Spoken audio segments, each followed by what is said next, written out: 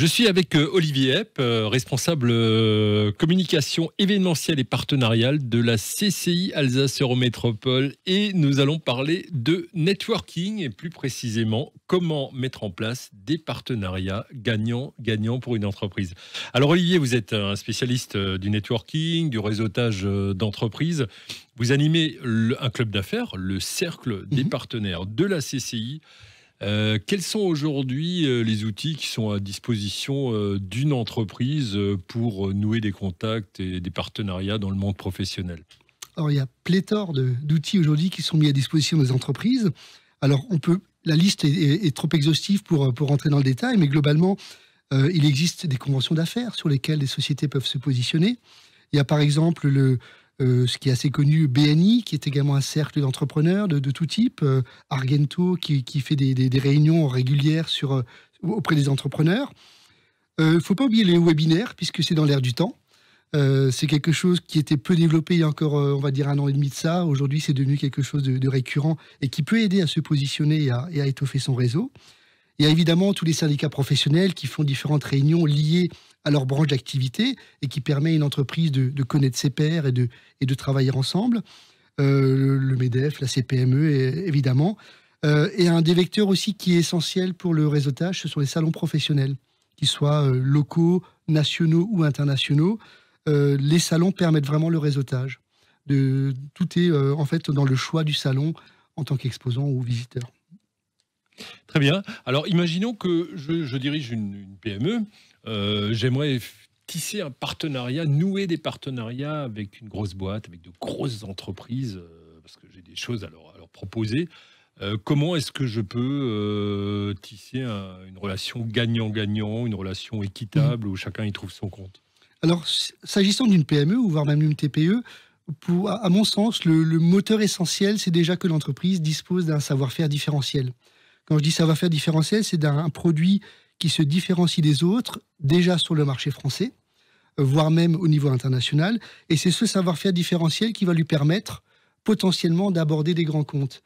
Parce qu'il est évident que si l'entreprise fait un produit standard, elle va nécessairement peu intéresser des grands groupes ou des ETI. Et pour ça, eh bien, évidemment, il faut déjà qu'elle ait de bons partenaires qui l'accompagnent. Il faut aussi, je l'évoquais tout à l'heure, les salons professionnels. Pour moi, c'est un vecteur essentiel, tant en national qu'à l'international, à savoir qu'une entreprise qui expose, évidemment, va montrer son savoir-faire, qui peut attirer des grands groupes qui seront présents sur le salon en tant que visiteurs. Évidemment, elle peut aussi elle-même venir en tant que visiteur approcher des grands comptes sur des salons qui ont un stand et se faire connaître. C'est un des vecteurs. Ça peut être évidemment, alors à un degré moindre, les réseaux sociaux, puisque aujourd'hui, des réseaux comme LinkedIn permettent d'approcher en direct via des comptes spéciaux, des donneurs d'ordre de grands comptes, pour peu qu'ils répondent. Il y a évidemment tout ce qui touche les rencontres industrielles. Je prends le cas de la CCI qui organise par exemple des rencontres en présentiel ou en digital, où des ETI rencontrent des TPE, des PME pour faire du matching et trouver des choses en commun. C'est donc quelque chose qui, avant tout, dépendra du chef d'entreprise et de sa stratégie. C'est-à-dire qu'un chef d'entreprise qui a cette volonté d'approcher des grands comptes, ça doit être ancré dans sa stratégie au quotidien. C'est pas juste de faire un coup avec un grand compte, parce que ça ne marchera une fois, mais ça ne marchera généralement pas la deuxième et la troisième fois. Alors je peux donner des exemples sans citer d'entreprise, mais vous prenez le cas d'une entreprise que je connais bien et qui fait de la mécano-soudure. Aujourd'hui, par exemple, c'est un véritable défi pour une entreprise, même d'un grand compte, de trouver des mécano-soudeurs qualifiés ou des soudeurs qualifiés.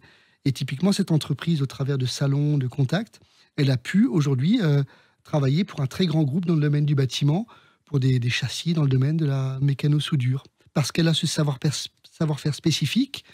La grande entreprise, ça va lui coûter trop cher de le faire en interne, donc elle va le sous-traiter avec toute la souplesse qui va auprès d'une PME. Un autre exemple dans un tout autre domaine qui est dans le domaine numérique, digital. On a une entreprise d'ailleurs qui est primée cette année au trophée Alsace Export 2020 et qui elle-même a lancé un principe de logiciel il y a quasiment 10 ans avec une connotation très forte environnementale. Et cette connotation qui à l'époque était un peu révolutionnaire lui a permis de se positionner auprès de tous les GAFA américains et dont je crois Google a même décrété que cette entreprise avait le meilleur logiciel environnemental au monde. Et c'est cette différenciation qui lui a permis de se positionner sur des GAFA où, en temps normal, je pense qu'elle n'aurait pas réussi à le faire. Et une dernière, c'est dans le domaine du bâtiment, où là, on a une entreprise qu'on a notamment accompagnée à l'époque à l'export. Dans le domaine du bâtiment, tout ce qui est accès en hauteur, l'entreprise était sur des produits standards d'accès en hauteur. Et elle s'est différenciée pour justement approcher des grands comptes et l'international sur des rampes de lancement pour les aéroports, les avions, pour nettoyer les hélicoptères, les Airbus. Et ceci lui a complètement permis de se réorienter sur des grands comptes, type compagnie aérienne, avec évidemment une marge plus confortable que ce qu'elle faisait auparavant. D'accord, donc c'est une vraie stratégie d'entreprise qui s'appuie sur un facteur différenciant fort et identifié dans l'entreprise. Alors, Olivier, vous animez le cercle des partenaires de la CCI. De quoi s'agit-il? Comment cela fonctionne-t-il? Alors, le cercle, c'est assez simple dans son fonctionnement. C'est que typiquement, donc, la CCI organise toute une série d'actions tout au long de l'année. Et quand je dis la CCI, c'est au sens large du terme. Ça va du commerce à l'industrie, en passant par l'international ou la création d'entreprises. Et le principe, c'est que ces événements, l'exemple type, c'est le trophée Export qui a été créé il y a 24 ans. Ces événements sont portés financièrement par des partenaires qui vont permettre à l'événement de se créer et qui va leur donner en échange une visibilité qu'elles n'auront pas par ailleurs. L'exemple du trophée est typique, c'est que la visibilité qui est donnée aux partenaires, elle est très forte auprès de tous les exportateurs alsaciens, qui sont plusieurs milliers. Et l'idée, c'est que le partenaire, il trouve de la visibilité, de la crédibilité auprès des entreprises que nous mobilisons au niveau de la Chambre. Et ce partenariat est valorisé pour que le partenaire, évidemment, il gagne en termes de retour sur affaires, puisque l'idée, c'est avant tout que le partenaire fasse des affaires à la fin et que nous soyons un peu le vecteur qui lui permette d'y arriver, d'arriver à sa fin. Et ensuite, une fois que l'entreprise est partenaire d'un projet de la CCI, quel que soit le montant, c'est important, il n'y a pas de ticket d'entrée, elle rentre de facto dans ce qu'on appelle le cercle des partenaires que vous avez évoqué, et qui est un cercle réservé aux partenaires existants de la Chambre sur la dernière année, et pour qui on va faire du réseautage, mais atypique par rapport à ce qu'on trouve par ailleurs. À savoir que ce réseautage sera basé exclusivement sur la convivialité. Donc on va faire des événements qui leur seront réservés et à leurs clients, dans un cadre sympa, agréable, où on va passer un bon moment. Et tout le monde sait que ces moments-là vont permettre le réseautage business. Un exemple, ça va être un tournoi de golf. On avait 120 chefs d'entreprise au mois de septembre sur un tournoi de golf. Ça peut être une soirée privative à Europa Park, où on est invité en VIP. Ça peut être un concert privé. Ça peut être une visite d'entreprise. C'est ce qu'on fera d'ailleurs en 2021. Visite d'entreprise, une belle entreprise familiale qu'on visitera, et on en fera plusieurs, où on se retrouvera dans un cadre sympa.